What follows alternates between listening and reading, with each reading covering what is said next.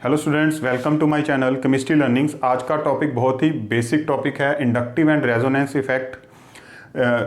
Inductive and resonance effect को हम पहले आपस में कंपेयर करेंगे इन दोनों को, ठीक है। फिर हम इसकी कुछ एग्जांपल सॉल्व करेंगे और कुछ प्रॉब्लम्स भी सॉल्व करेंगे। इंडक्टिव इफेक्ट को आपने सुना होगा इस तरह से, plus I minus I effect, और आर को plus R and minus R effect, ये दोनों पढ़ेंगे अब हम। इंडक्टिव इफेक्ट क्या होता है, ये एक एग्जाम्पल लेके समझते हैं। ये मिथाइल क्लोराइड है, ठीक है। इन दोनों में कोवलेंट बॉन्ड है और इनके इलेक्ट्रॉन आपस में शिफ्ट हुए पड़े हैं दोनों के, ठीक है। इन दोनों के कार्बन और क्लोराइड के बीच में दो इलेक्ट्रॉन है, लेकिन क्लोरीन जो है ये ज्यादा इलेक्ट्रॉन एक्टिव है, क्लोरो ग्रुप, तो इलेक्ट्रॉन थोड़े से शिफ्ट होकर रहते हैं क्लोरो की तरफ, ठीक है। तो क्लोरो के ऊपर पार्शियल सा नेगेटिव चार्ज और मिथाइल के ऊपर पार्शियल पॉजिटिव चार्ज। तो this is inductive effect, shifting of sigma electrons between two directly bonded atoms. अब इसमें कार्बन और क्लोरो ग्रुप के बीच में जो इलेक्ट्रॉन, दो बॉन्डेड इलेक्ट्रॉन्स हैं, वो किसकी तरफ शिफ्ट हुए पड़े हैं? क्लोराइड की तरफ। तो this shifting of sigma electrons from one atom to another, it is called inductive effect. Plus I और माइनस आई में बाद में बताता हूं, ठीक है। इसको बोलते हैं shifting of sigma electrons. Resonance क्या होता है?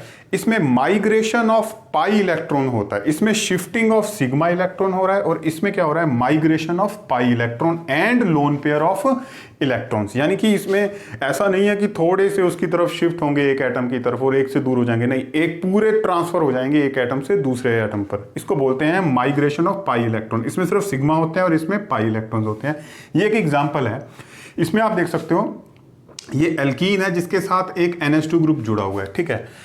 अगर ये NH2 ग्रुप के नाइट्रोजन के ऊपर लोन पेयर ऑफ इलेक्ट्रॉन होता है, ये हमको पता है। अगर ये लोन पेयर ऑफ इलेक्ट्रॉन इस कार्बन पे हम शिफ्ट कर दें तो क्या होगा? ये कार्बन को इलेक्ट्रॉन मिल गए तो ये पाई बॉन्ड तोड़ देगा, ऑब्वियसली ये पाई बॉन्ड तोड़ेगा। तो ये पाई इलेक्ट्रॉन कहां चले जाएंगे? ये पाई इलेक्ट्रॉन इस कार्बन के पास आ जाएंगे। इसके ऊपर कौन सा चार्ज आ जाएगा? नेगेटिव।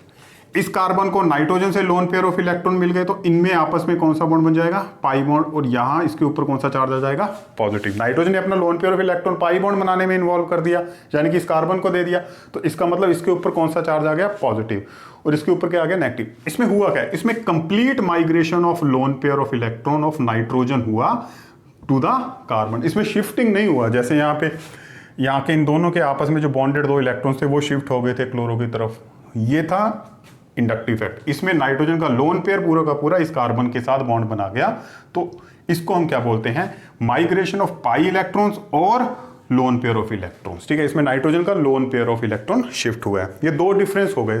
थर्ड डिफरेंस क्या है? जब इंडक्टिव इफेक्ट शो हो जाएगा उसके बाद दोनों एटम्स के बीच ऊपर पार्शियल पॉजिटिव और पार्शियल नेगेटिव चार्ज क्रिएट होता है। देखो यहाँ पे पार्शियल पॉजिटिव बनाया और इसके ऊपर मैंने पार्शियल नेगेटिव बनाया। लेकिन इसमें क्या होता है? इसमें पार्शियल नेगेटिव पॉजिटिव नहीं, इसमें strong negative and strong positive charge create होता है, ठीक है। ये आपने दूसरा डिफरेंस याद रखना है। पहला क्या हो गया? Shifting of sigma electrons, migration of pi electrons और lone pair of electron. Partial negative positive charge inductive effect में, strong positive negative charge. Last difference इसमें क्या होगा? ये कौन से कंपाउंड्स में इंडक्टिव इफेक्ट शो होता है? ये शो होता है जहां पे सिर्फ सिंगल बॉन्ड प्रेजेंट हो, सिंगल बॉन्ड, ठीक है। यहां पे सिंगल बॉन्ड था, ठीक है। तो इंडक्टिव इफेक्ट सिर्फ सिग्मा बॉन्ड या सिंगल बॉन्ड कंपाउंड में ही दिखाई देता है। लेकिन रेजोनेंस इफेक्ट कहां दिखाई देता है? ये दिखाई देता है कंजुगेटेड डबल बॉन्ड सिस्टम में। कहां पे? Conjugated double bond system. अब कंजुगेटेड डबल बॉन्ड सिस्टम आप सोचोगे क्या होता है? मैं इसको दोबारा से एक बार सही कर देता हूं, फिर समझाता हूं। कंजुगेटेड डबल बॉन्ड सिस्टम या कंजुगेटेड सिस्टम क्या होता है? दो तरह का होता है conjugated double bond system. Pi bond, sigma bond, pi bond. जैसे कि सपोज करो पाई बॉन्ड, फिर सिग्मा बॉन्ड, फिर पाई बॉन्ड। इस तरह के बॉन्ड को हम क्या बोलते हैं? कंजुगेटेड पाई बॉन्ड सिस्टम, ठीक है। या फिर पाई बॉन्ड, सिग्मा बॉन्ड और lone pair of electron. Pi bond, sigma bond या लोन पेयर ऑफ इलेक्ट्रॉन, इसको भी हम क्या बोलते हैं? Conjugated system. अब इसमें देखो क्या है? पाई बॉन्ड, सिंगल बॉन्ड और उसके बाद क्या है? Loan pair of electron. ये लोन पेयर ऑफ इलेक्ट्रॉन है, ठीक है। तो ये भी क्या है? Conjugated double bond system. तो जहां पे कंजुगेटेड डबल बॉन्ड सिस्टम होगा सिर्फ वहीं पे रेजोनेंस हो सकती है, ठीक है। आइसोलेटेड डबल बॉन्ड सिस्टम में रेजोनेंस नहीं होती। आइसोलेटेड डबल बॉन्ड सिस्टम कौन सा होता है मैं आपको बता देता हूँ। अब सपोज करो दो डबल बॉन्ड के बीच में एक और दो सिग्मा बॉन्ड है, तो इसको हम क्या बोलेंगे, आइसोलेटेड डबल बॉन्ड। क्या बोलेंगे, आइसोलेटेड डबल बॉन्ड। यहां पे रेजोनेंस नहीं हो सकता, तो it only occurs, resonance only occurs in conjugated double bond system. ठीक है, तो ये कुछ 3 डिफरेंसेस थे स्टूडेंट, ये आपने याद रखने हैं। ठीक है, इंडक्टिव इफेक्ट में सिग्मा इलेक्ट्रॉन्स जो होते हैं उनका शिफ्टिंग होता है, रेजोनेंस में पाई इलेक्ट्रॉन्स का माइग्रेशन होता है। इंडक्टिव इफेक्ट में पार्शियल पॉजिटिव और पार्शियल नेगेटिव चार्ज क्रिएट होते हैं, रेजोनेंस में स्ट्रॉन्ग पॉजिटिव और स्ट्रॉन्ग नेगेटिव चार्ज क्रिएट होते हैं।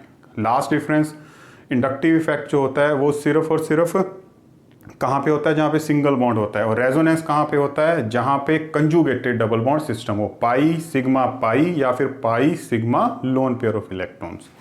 स्टूडेंट एग्जांपल्स इंडक्टिव इफेक्ट और रेजोनेंस इफेक्ट्स की। ये एक स्ट्रक्चर बना रहा हूं मैं आपके सामने, आप बताओ ये जो स्ट्रक्चर है ये कौन सा इफेक्ट शो करेगा, ये आई इफेक्ट शो करेगा और रेजोनेंस इफेक्ट शो करेगा। देखो आई इफेक्ट के लिए हमें सिंगल बॉन्ड चाहिए होता है, वो तो है ही है इसमें। आर के लिए हमें क्या चाहिए होता है, कंजुगेटेड डबल बॉन्ड सिस्टम, यानी कि double bond single bond double bond, या फिर डबल बॉन्ड सिंगल बॉन्ड और लोन पेयर ऑफ इलेक्ट्रॉन।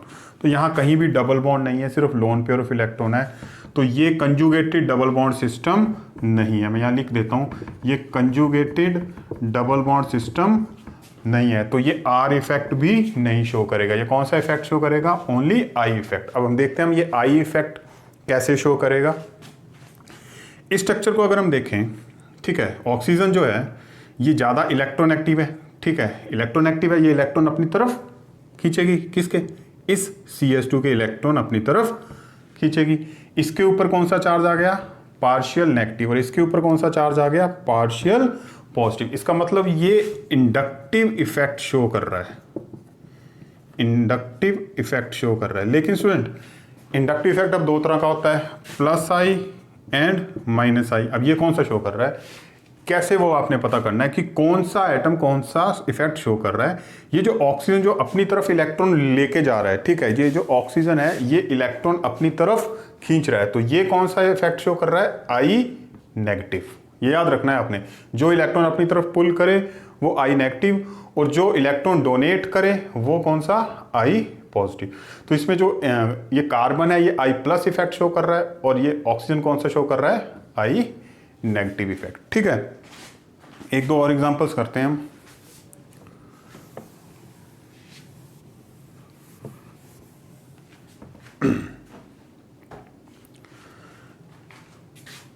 चलो इसको देखते हैं,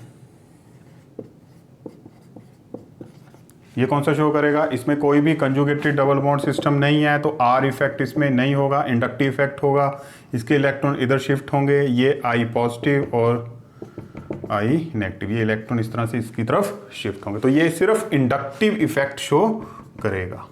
ठीक है, अब एक और एग्जांपल लेते हैं।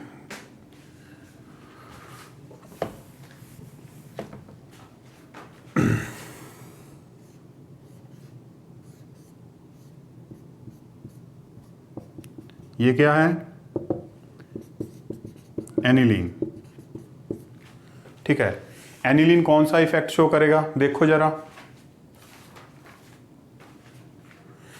इसमें पाई बॉन्ड, देखो यहां तो पूरा complete conjugated double bond system है, pi bond single bond pi bond single bond pi bond, ठीक है, लेकिन इसके साथ भी ये कंजुगेटेड डबल बॉन्ड सिस्टम है, pi bond single bond and loan pair of electron. तो ये कौन सा इफेक्ट शो कर रहा है, आर इफेक्ट। ठीक है, रेजोनेंस शो करेगा ये। लेकिन स्टूडेंट इसकी एक खास बात है, देखो नाइट्रोजन जो है, ठीक है, ये इलेक्ट्रॉन इधर को शिफ्ट करेगा, ठीक है, तो क्या होगा, इनमें क्या बन जाएगा, पाई बॉन्ड, ठीक है, इसके ऊपर आ गया पॉजिटिव चार्ज, यहाँ से बॉन्ड टूटा और यहाँ क्या आ गया, नेगेटिव चार्ज। ठीक है, कंप्लीट चार्ज सेपरेशन हो गया because of the shifting of loan pair of nitrogen. इसने नाइट्रोजन ने अपना पाई इलेक्ट्रॉन इस कार्बन को दिया, आपस में डबल बॉन्ड बना, ये इलेक्ट्रो डेफिशिएंट हो गया पॉजिटिव चार्ज, यहाँ पे जो पाई बॉन्ड था वो उसके इलेक्ट्रॉन किसके पास चले गए, इस कार्बन के पास, उसके ऊपर नेगेटिव चार्ज, तो कुल मिला के रेजोनेंस हो रहा है। लेकिन स्टूडेंट इसमें एक और इफेक्ट शो हो रहा है, देखो nitrogen is electronegative, nitrogen is electro negative, ठीक है, तो ये इलेक्ट्रॉन अपनी तरफ पुल भी करता है थोड़ा सा, ये इलेक्ट्रॉन अपनी तरफ पुल भी करता है। अब जब इन दोनों में बॉन्ड बन जाएगा तो क्या होगा, इलेक्ट्रॉन थोड़े से ऊपर की तरफ शिफ्ट रहेंगे, जिसकी वजह से इसमें थोड़ा सा इंडक्टिव इफेक्ट भी आएगा, इंडक्टिव इफेक्ट भी आएगा और रेजोनेंस इफेक्ट भी आएगा। लेकिन स्टूडेंट एक आपने याद रखना है, यहां पे मैं लिख देता हूं, resonance effect, resonance effect predominates I effect, यानी कि अगर किसी मॉलिक्यूल के अंदर इंडक्टिव इफेक्ट भी शो हो रहा है और रेजोनेंस इफेक्ट भी शो हो रहा है, तो जो डोमिनेट करता है वो कौन सा होता है, रेजोनेंस इफेक्ट। तो कुल मिला के इसमें इंडक्टिव इफेक्ट कोई रोल नहीं प्ले कर रहा, सिर्फ कौन रोल प्ले कर रहा है, रेजोनेंस इफेक्ट। दोनों शो होंगे लेकिन रेजोनेंस इफेक्ट मैंने बोला कि रूल के हिसाब से प्रीडोमिनेट कर, ये ज्यादा डोमिनेशन करता है, तो इसका मतलब नाइट्रोजन के ऊपर पॉजिटिव चार्ज ही रहेगा और यहां पे नेगेटिव चार्ज ही रहेगा, ठीक है। अब बात करते हैं कि आई नेगेटिव इफेक्ट कौन शो करता है, कौन कौन से फंक्शनल ग्रुप है जो आई नेगेटिव इफेक्ट शो करते हैं। वो होते हैं जो इलेक्ट्रॉन अपनी तरफ खींचे, ठीक है, जो इलेक्ट्रोनेगेटिव एलिमेंट्स होंगे, जहां जहां पे भी OH हो गया, NH2 हो गया, एल्डिहाइड ग्रुप हो गया, कार्बोक्सिलिक ग्रुप, साइनाइड ग्रुप, ये सब क्या करते हैं, आई नेगेटिव, यानी कि ये इलेक्ट्रॉन विड्रॉइंग ग्रुप्स हैं। मैं यहाँ पे लिख भी देता हूँ, ये ज़्यादातर इलेक्ट्रॉन विड्रॉइंग ग्रुप्स होते हैं, ठीक है। अब आई प्लस इफेक्ट कौन शो करेगा, जो कि इलेक्ट्रॉन, मैं शॉर्ट में लिख देता हूँ स्टूडेंट, EDG, और ये कौन से होते हैं, ये होते हैं EWG, इलेक्ट्रॉन विड्रॉइंग ग्रुप और इलेक्ट्रॉन डोनेटिंग ग्रुप। तो I plus effect electron donating group को शो करते हैं, कौन, CH3, ठीक है, C2H5, सारे हाइड्रोकार्बन आ जाएंगे इसमें, ठीक है, जितने भी हाइड्रोकार्बन होते हैं, एल्काइल ग्रुप हो गया, जितने भी एल्काइल ग्रुप्स हैं, मैं ब्रैकेट में कर देता हूँ हाइड्रोकार्बन्स, ठीक है। अब बात करते हैं आई नेगेटिव इफेक्ट, स्टूडेंट आपको पता है जो इलेक्ट्रॉन अपनी तरफ खींच रहा है, जिसके ऊपर पार्शियल नेगेटिव चार्ज आएगा, जिसके ऊपर पार्शियल पॉजिटिव चार्ज आएगा, वो आई प्लस इफेक्ट शो करेगा, वो कौन से हो गए, एल्काइल ग्रुप। अब बात करते हैं -R इफेक्ट की, -R एंड +R इफेक्ट। इसमें उल्टा हो जाता है स्टूडेंट, इसमें क्या उल्टा हो जाता है, जो -R होता है ये वो वाले ग्रुप होते हैं जो इलेक्ट्रॉन विड्रॉइंग होते हैं, इलेक्ट्रॉन विड्रॉइंग ग्रुप होते हैं। कौन कौन से होते हैं electron withdrawing group, amide group हो गया, ठीक है, amide group, carboxylic group, ester group, ये सब क्या होते हैं, ये होते हैं इलेक्ट्रॉन विड्रॉइंग ग्रुप, ठीक है। NO2 ग्रुप, SO3H ग्रुप, ये सब इलेक्ट्रॉन अपनी तरफ खींचने वाले हैं।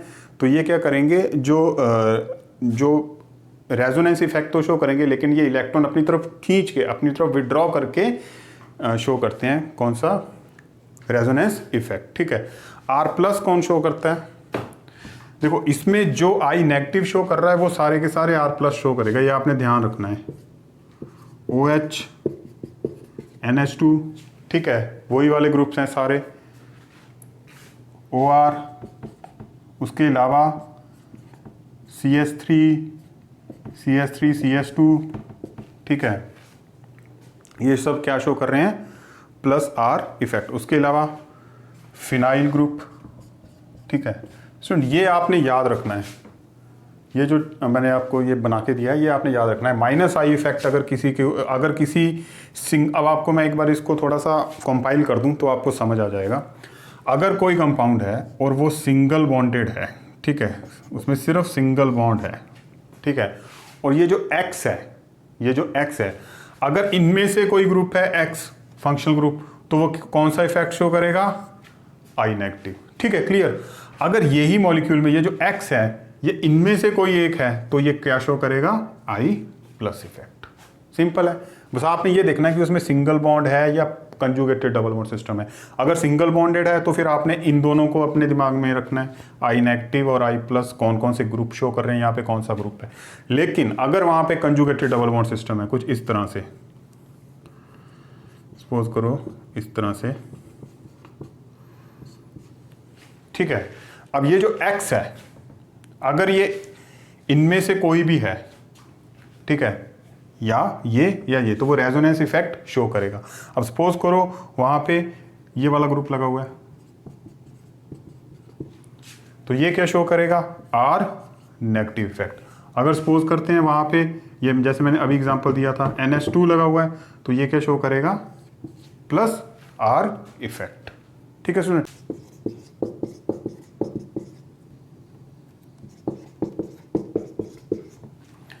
इसमें आप सोचो कि ये कौन सा इफेक्ट शो करेगा, ये R करेगा, I करेगा या दोनों करेगा। आप देखो इसमें पाई बॉन्ड, सिंगल बॉन्ड और लोन पेयर ऑफ इलेक्ट्रॉन, तो ये कंजुगेटेड डबल बॉन्ड सिस्टम है इसमें ऑब्वियसली, ठीक है। तो ये शो करेगा और ये वाला जो ग्रुप होता है ये इलेक्ट्रॉन डोनेटिंग ग्रुप है, तो इसका मतलब ये कौन सा शो कर रहा है, प्लस R इफेक्ट, ठीक है। दूसरी तरफ ये इस जगह पे ये I इफेक्ट भी शो कर रहा है। ये क्या शो कर रहा है, I नेगेटिव, और ये क्या कर रहा है, I पॉजिटिव। ये इलेक्ट्रॉन नेगेटिव है, इलेक्ट्रॉन अपनी तरफ खींच रहा है, ठीक है। तो स्टूडेंट ये थी कुछ एग्जांपल्स इंडक्टिव और रेजोनेंस इफेक्ट की। इसकी कुछ प्रॉब्लम सॉल्व करेंगे, ठीक है।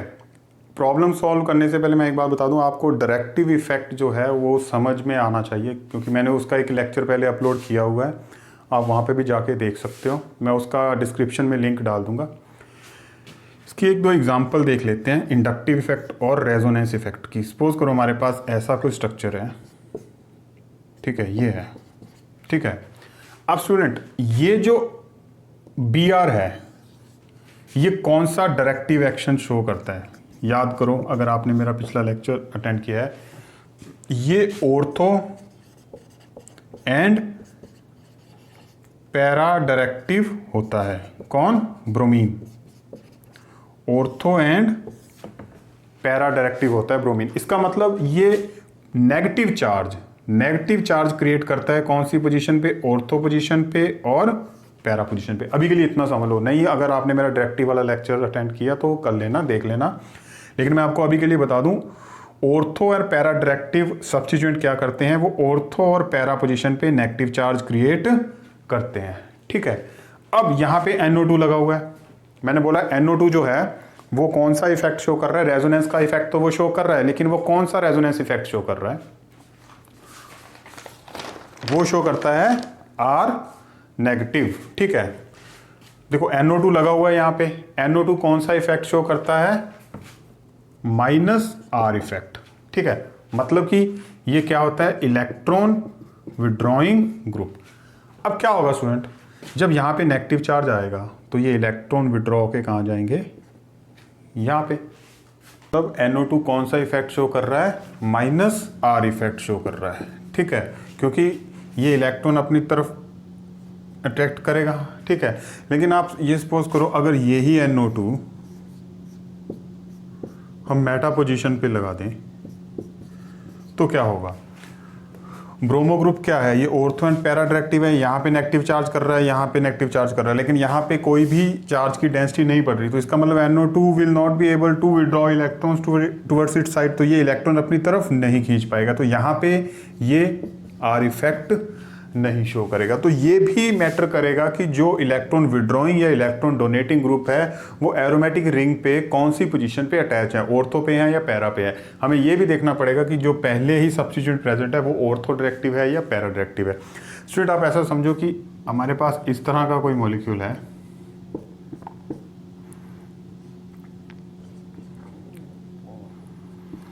ठीक है। अब ये जो होता है ये मेटा डायरेक्टिव है, ठीक है।